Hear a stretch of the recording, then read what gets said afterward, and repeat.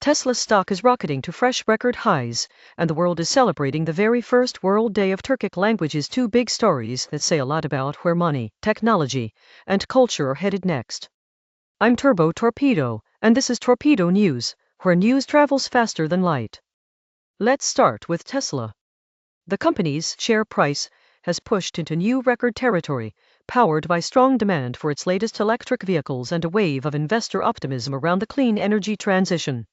Sales of newer models are coming in hot, production lines are getting more efficient, and that combination is convincing Wall Street that EVs aren't niche anymore, they're the heart of the mainstream auto market. When you look at the numbers, Tesla is now seen less as just a car company and more as a clean tech platform.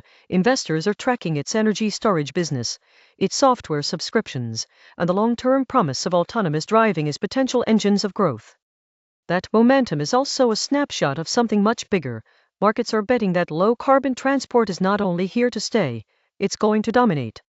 Every time Tesla hits a fresh high, it sends a signal to competitors, regulators, and even city planners that electrification isn't a side project, it's the baseline. As a driver, you feel it in more charging stations and more EV models to choose from. As an investor, you feel it in how capital is flowing toward batteries, grids, and smarter mobility. Personally, I care less about any single stock price and more about what it says.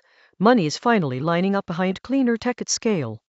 Now, from the trading floor to the global stage, countries and cultural institutions are marking the very first World Day of Turkic Languages.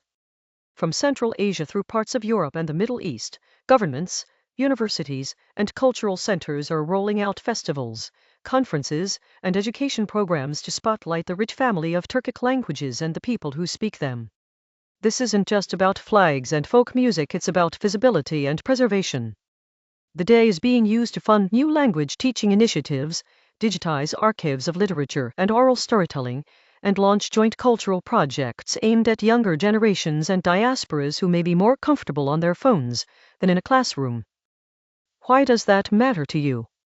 Because in a world where big languages tend to dominate, setting aside a global day for Turkic languages is a reminder that linguistic diversity is infrastructure too.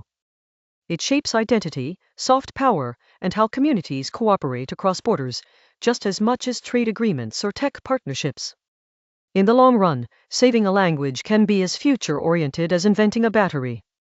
That's it for today's Torpedo News.